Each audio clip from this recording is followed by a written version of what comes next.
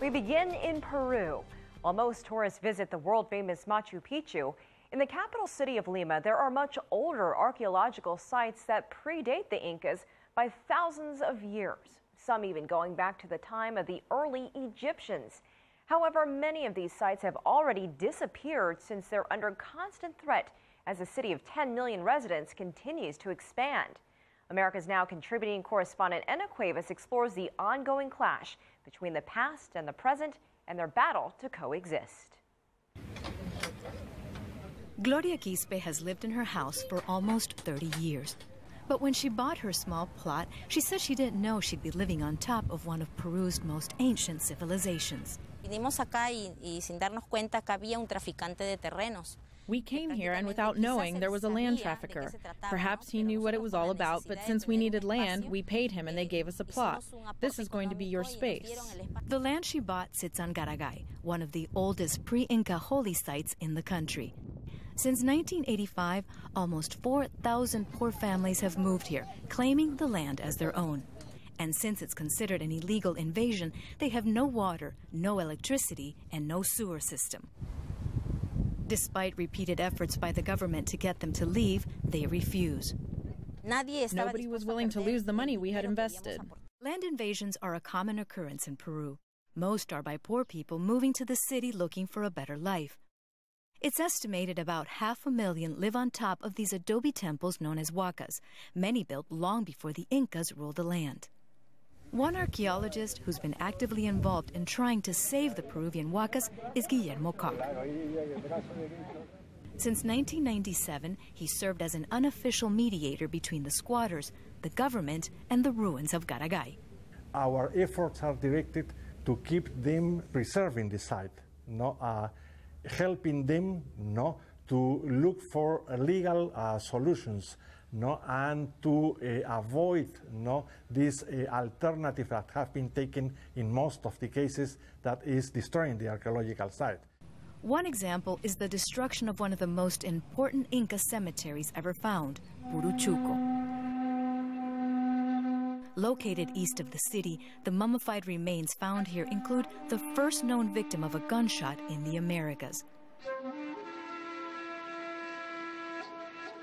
The squatters who arrived in 1989 also refused to leave.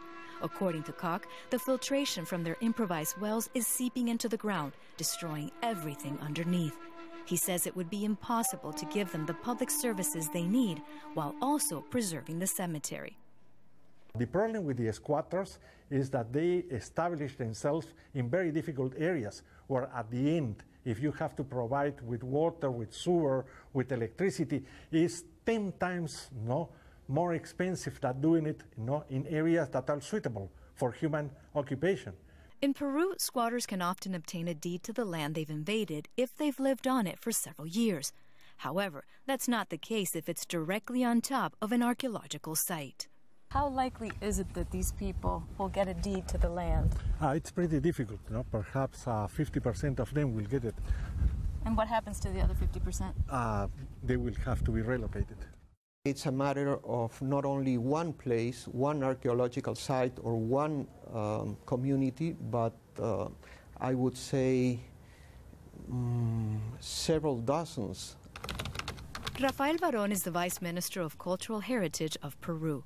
He says more than half of the existing huacas in Lima are gone, with only about 350 left.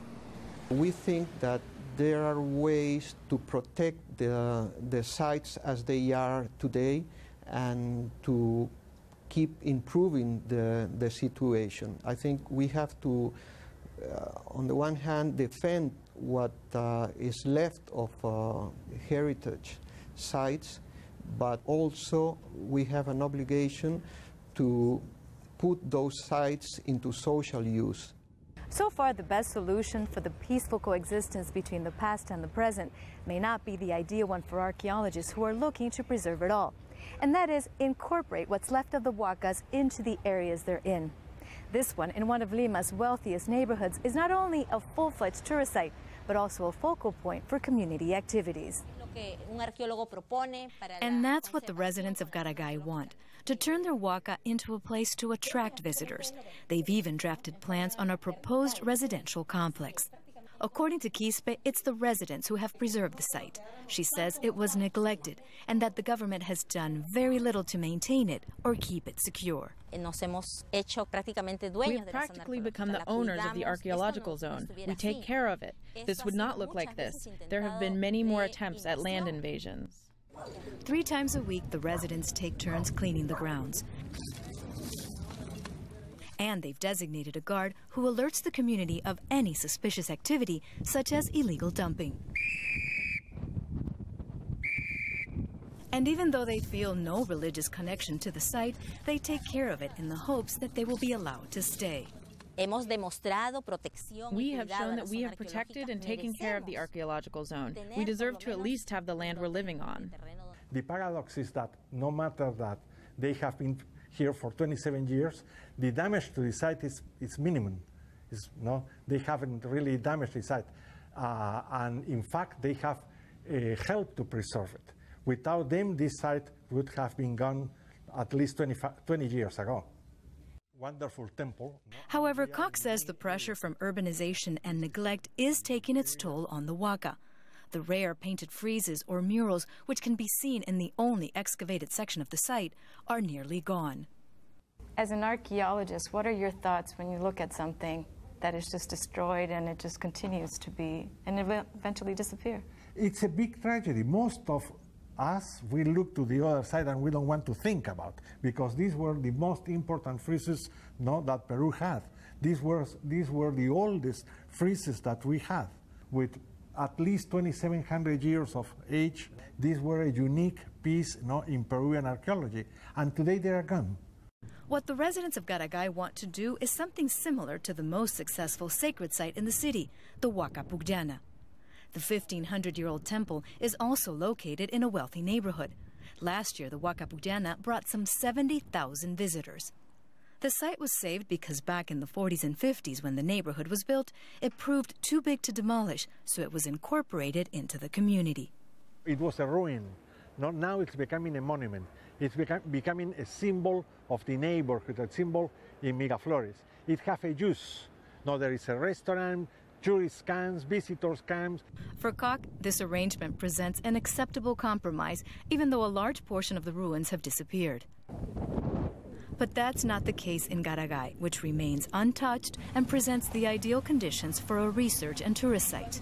It's easier because Garagay is more complete. It's practically intact. There is 95% of the site intact, that can be investigated, can be worked with, while here we have at most 15%.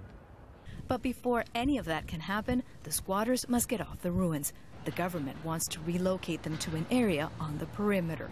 We are offering housing that is in better conditions than the housing they have at present, and I think that's our best tool. In addition to the fact that we are not going to take them away from their community. But for a resident like Quispe, the idea of uprooting after all these years is not an option. Si el gobierno nos ofreciera un terreno con una casa. If the government were here to offer us a plot of land with a house, I don't think I would accept. It's been 27 years. It's part of my life here, more than a quarter century, so I would not be willing to move. And that's a sentiment shared by most of those who've settled on these historic sites. According to Varon, the government is now taking a more active role in tackling this decades-old problem.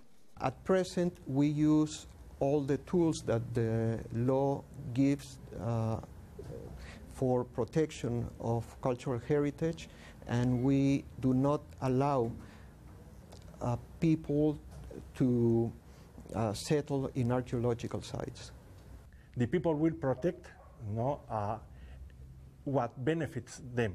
We have to find a way to develop the archaeological areas in fashion that the neighbors, the people will see that are not a plus.